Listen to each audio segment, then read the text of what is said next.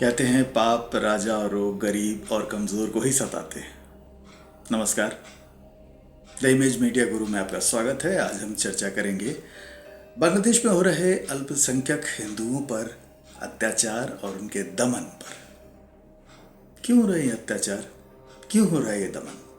जाहिर है धर्म के नाम पर कुछ ऐसे लोग जो कठमुल्ले हैं, जो रेडिकल हैं, वो लोग ये दमन चक्र चला रहे हैं। हिंदुओं के घरों और मंदिरों को अपवित्र किया जा रहा है, वहाँ हमले हो रहे हैं।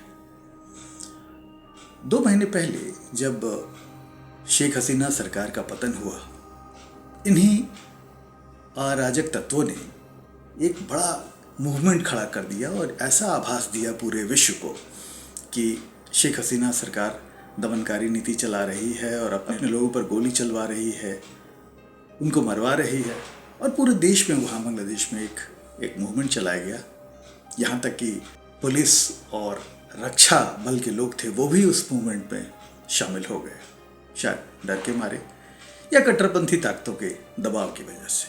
बहरहाल शेख हसीना वहाँ से पलायन कर गई, भारत आ गई, लेकिन हिंदुओं पर दमन रुक नहीं रहा है। भारत ने आगाह किया है बांग्लादेश को, साथ ही उसने वैश्विक जगत से भी का ध्यान आकृष्ट किया है कि ये सब हो रहा है बांग्लादेश में, क्यों हो रहा है। बांग्लादेश एक छोटा सा देश जिसके लिबरेशन में बहुत बड़ी भूमिका भारत ने निभाई थी। पाकिस्तान, तत्कालीन पाकिस्तान को विभाजन कर बांग्लादेश का गठन किया गया था। शेख मुजीबुर रहमान साहब उन ताकतों में एक थे। बहुत कष्ट और पीड़ा के बाद बांग्लादेश का निर्माण हुआ था। आज वही बांग्लादेश भारत के खिलाफ, भारत के अल्पसंख्यक जो हिंदू हैं वहाँ बसे हुए हैं, उन लोगों के खिलाफ एक ऐसी साजिश, एक ऐसा कुचक्र रचने में लगा हुआ है जो निंदनीय है और किसी तरह से भी स्वीकार्य नहीं है। भारत ने साफ तौर पर आगाह किया है बांग्लादेश को कि ये स्थिति बहुत दिन तक बर्दाश्त नहीं की जाएगी। संघ के प्रमुख मोहन भागवत जी ने भी दशहरे के दिन संघ के स्थापना दिवस के अवसर पर ये बात कही और इस बात में कोई दो राय नहीं है कि वास्तव में वहाँ हिंदुओं की स्थिति पाकिस्तान वाली स्थिति हो गई है, जहाँ अल्पसंख्यक समुदाय के खिलाफ जिस तरह पाकिस्तान दमनकारी नीति अपनाता है, युवतियों के साथ, महिलाओं के साथ, बच्चों के साथ, वही नीति अब बांग्लादेश अपना रहा है। क्या वजह है? रेडिकलाइजेशन। जिस तरीके से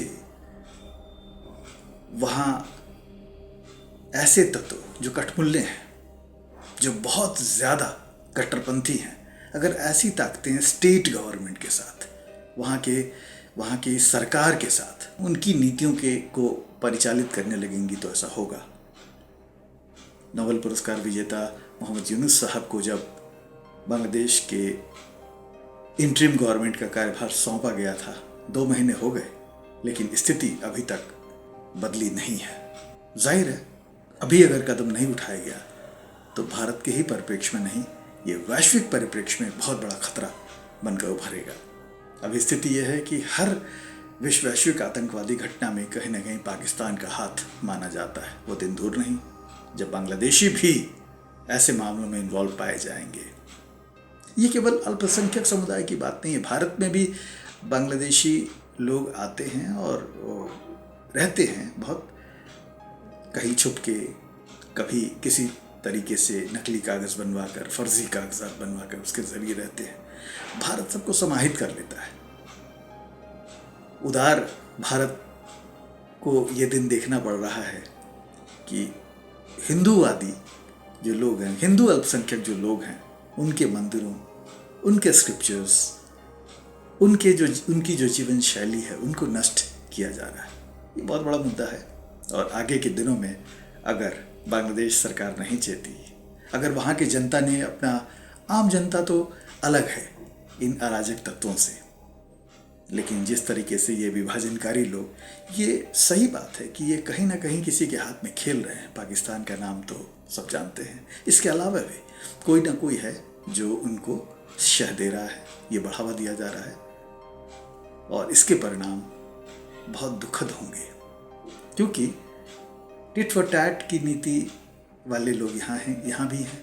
अगर ये सब यहाँ शुरू हो गया तो क्या होगा? बांग्लादेश कितना छोटा मुल्क है, बांग्लादेश का व्यापार रुक जाएगा। कितनी मुश्किल, कितनी जटिल स्थिति बांग्लादेश के लिए पैदा कर सकते हैं ये कुछ जो फंडामेंटलिस्ट लोग हैं, ये अभी इसका अंदाज़ा नहीं है। बहरहाल उम्मीद है कि बांग्लादेश की सरकार इंटरिम गवर्नमेंट ही सही, कम से कम इस मुद्दे पर गौर करेगी।